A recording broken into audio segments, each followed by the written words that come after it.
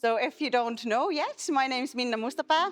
I was pretty sure that you know because I feel like it's always the friends and family who come to these gatherings first. So if you found your way here, I want to say a big, big thank you for supporting this mission of an inclusive city and of an entrepreneurial city. And I'm so grateful to each one of these speakers who have come here to share their expertise from their view, because inclusivity is a broad topic, and it's really hard to know, okay, from this perspective, what about from that perspective? And one thing that I would really want the Helsinki City Council to do is to talk more with these experts, ask them, and to have more of these conversational events where we're actually hearing from the experts, the associations, the companies who are doing the work, who are in that field, and really know and use that know-how in the developmental processes from ideation to all the way to execution. But without further ado, it's my great joy to introduce our first speaker, Hannu Medina from We Speak Gay.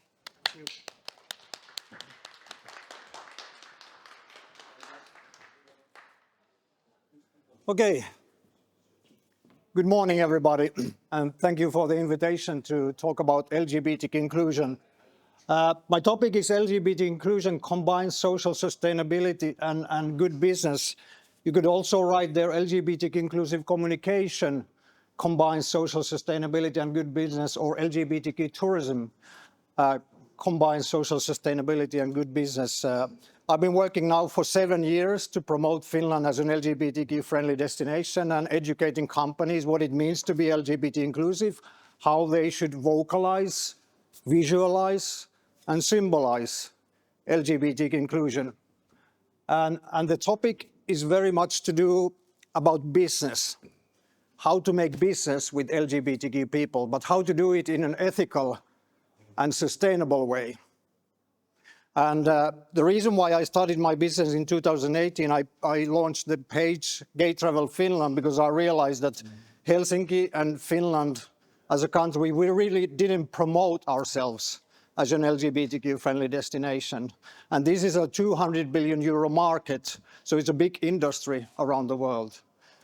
So that's why I started the company Medina Helsinki Communications, to make it very visible for travelers that Finland is LGBTQ friendly. But I didn't even understand in the beginning what it means. So when I launched the Gay Travel Finland site at Matka Travel Fair in 2018, I traveled to Berlin, I traveled to Brussels, I traveled to Madrid, I traveled to New York, having this message that we always have: Finland is equal, Finland is safe, welcome. And then they started asking, what does it mean? What are you doing? Do you have like travel agencies that are LGBTQ inclusive? Do you have like tour operators? What about events? What about media? What about like experts? And I was like, what? Is this what we need? And then I came back to Finland and started educating companies. When I'm talking about LGBT community, I'm always thinking about the global community. I never think about LGBT community in Helsinki. For me, it's always a global community. And especially when talking about travel and tourism, we should always think about the countries and the reality where these travelers are coming from. And even today, you have to remember that in every third country in the world, homosexuality is still criminalized. And when it comes to the rights of trans and non-binary people, this kind of level of legislation that we have in Finland, it's only in about 20 countries. And of course, what's happening in USA at the moment, it has a big impact on attitudes and things that are happening around the world. Even in Europe, in Hungary, they just banned pride. So there are really scary things happening around the world. And then, of course, Finland, the happiest country in the world. What's the situation here? We normally think that Finland is very progressive when it comes to legislation, but when the European Agency for Fundamental Rights made a survey, they made like regularly investigations how LGBTQ people are doing in different countries. In 2019, when they asked LGBTQ people, can you be totally open about yourself in your workplace? Only 8% of Finnish LGBTQ people said, yeah, I can be totally open about myself. And we were one of the last countries in the world. Behind us was only Latvia and Lithuania, where the human rights situation is totally different. So there's a kind of a dilemma that Finland is one of the LGBTQ-friendly countries in the world when it comes to legislation. But in this aspect, it looks like we are very homophobic and transphobic. But all this means that as an LGBTQ person, you always need to think when you go to a new destination, a new company, how are they thinking? What are they thinking about homosexuality? And if you don't know what are their attitudes, it's always safer to be in the closet. And LGBTQ inclusive communication is, in my experience, the thing that is lacking in Finland. We are not very communicative in general, but especially when it comes to LGBTQ inclusive communication, we are doing really bad. And this is why I have been focusing on the We Speak Gay initiative, which is like an initiative that promotes inclusivity, but most of all, is about raising awareness. Because when I go to a company, when I go to a destination, whether it's in Helsinki or in Utsjoki, everybody assumes that, well, of course everybody's welcome. It's obvious. And then I always need to ask, is it obvious for you? But what about me? How can it be obvious for me if you don't tell me that I'm welcome? And we are focusing very much in the We Speak Gay initiative in the communication, how just by making your communication more LGBT inclusive, how you can bring safety and how you in a way can give us like permission to be open and to be visible. And there's already like around 200 destinations, cities and companies and events that are part of the We Speak Gay community. One big change that has occurred during these 10 years that I've been doing my business is that in 2018, I was still telling people that there's around 5 to 6% is the share of LGBTQ population. Now, based on the nuorisobarometry, 20% of Generation Z feels like they belong to the LGBT community. Even more striking is the family barometer results, perhebarometry, where half of women under the age of 35 years feel like they are bisexual or pansexual. So it doesn't matter what is the gender of the person that you feel attracted to. So I say that Finland and the world, but maybe first now in Finland, humanity is moving towards a post-heteronormative society, but the society is not following. So there's a huge gap when it comes to brands, when it comes to employers, that they don't realize that when especially the Generation Z is entering the market, the workforce, you need to take into consideration this change. And I would say that the brands and the employers, they don't realize this yet. What makes this hard to understand? I talk about tolerance blindness. Of course, the big challenge is homophobia and transphobia. The world is a homophobic place. Finland is a homophobic place. Helsinki is a homophobic place. But I don't put so much attention to these people. My challenge is the open-minded people, the tolerant people. I remember in 2019, I launched the Gay Travel Finland site in 2018, and Matka Fair the next year, I had a possibility to talk about LGBTQ tourism at Matka. And before I was entering the stage, there was a company, you know, in Lapland, they have nowadays these igloos where you can see the Nordic lights.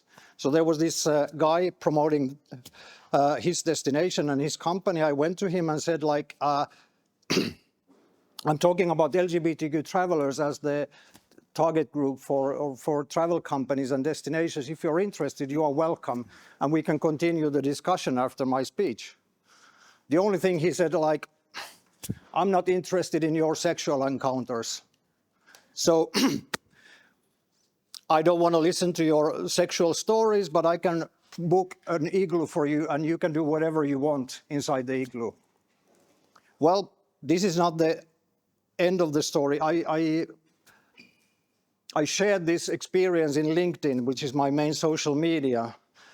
And the biggest comment for a lot of kind of tolerant and open-minded people was, how can this be possible in Finland in 2019? And I told, like, this is my normal life. This is my everyday life. This is the life of LGBTQ people every day. So what I'm saying that my biggest challenge is people who are open-minded and kind of tolerant, but they feel like their own bubble, their own industry, their own company is so open-minded that they think that that's the reality. And I always need to break that reality and say, no, that's not the reality. This is the reality. I always use these, probably these are familiar to you. In Finnish, you also say tiedosta, tutki, tee. When you start talking about LGBT inclusive communication, the biggest challenge is that people don't even acknowledge that it's totally different to be gay than straight. I lived 45 years of my life as a straight man. And I know it was totally different than living now together with my husband and business partner, Raul, who is here sitting in front of me. So first you need to acknowledge that we exist and our experiences, our realities are different. And it's only after that that you can start understanding what you could do. And it's only after that that you can take authentic and kind of, it's much easier to take these actions to promote LGBTQ inclusion. My final is a list of the most LGBTQ-friendly cities in the world. This is not very current, but I like this because I like the criteria that I will show after these slides. What do you think about the list? Is there some? I'm from San Francisco. I'm really offended that we are that low. Yeah, yeah. I grew up as a pansexual woman in San Francisco thinking that like we Yeah. are open and free, and what the hell? That's Yeah. disappointing. Of course, this is like from 2017, but most of the time it's about the same cities that are there. And you can see that the Nordic cities, Copenhagen is number 19, Stockholm is number 30, and Helsinki is number 31. Well, my second home is Brighton, and I'm really happy to see Brighton on that list. So Brighton. yeah. That was like, I went in 1985, I went to a language course to Brighton. That was the first time I saw like openly gay men. Oh. Yeah. But yeah, criteria in this survey, Helsinki was doing really good when it comes to LGBTQ rights and safety, but not so good points in these three last ones. The dating score, how easy it is to bond and to find a partner or a friend. How diverse is the cultural life or the nightlife, and how open is the city? This kind of openness in the city score is very kind of hard to, I always say, for me, a good indication is how easy it is to take Raul's hand when I'm walking, whether I'm in Barcelona or Valencia. Actually, that picture that we had on this page is from Valencia, where we spend a lot of time. And in Valencia, which is the third largest city in Spain, it's not necessarily the big LGBTQ tourism destination, but still, all the chairs in the main square are in rainbow colors. A lot of the metro entrances are in rainbow colors. And this is a very easy way of doing LGBTQ inclusive communication in the space of the city. And it tells right away about the attitudes. I don't have to be a detective. I can like see it around me. And my last page, I think, no, I have a few other ones, but John Chanzella is the president of IGLTA, which is the International Gay and Lesbian Travel Association. And I totally agree when he says here that when we educate businesses within the tourism and hospitality sector on the importance of embracing diverse travelers, that can create pathways to change throughout local communities, countries, and the region. And I'm using the travel as a way to change Finland, to make it more LGBT inclusive, because there's a business case, and it's always easier to work when there's a clear business case. And this is also the reason why Malta and Spain are the most LGBTQ-friendly countries in the world. They are the most progressive. Malta is by far the most progressive when it comes to legislation. And it's because of LGBTQ tourism. They make marketing, they see a lot of LGBTQ travelers, and they bring money, that changes attitudes, and attitudes change legislation. So the illusion of legislation in Finland is that we think that when we have the legislation there, everything is done. No, there's a big gap between the legislation and the real life. Okay, thank you.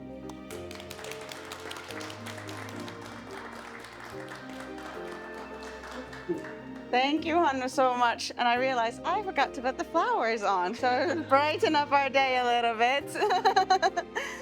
Yeah, I remember when we met for breakfast or coffee with Hannu a few weeks back when in preparation for this event, I very much could see myself in this tolerance blindness. I was like, okay, me and my people are definitely there. So can you come share your message with us?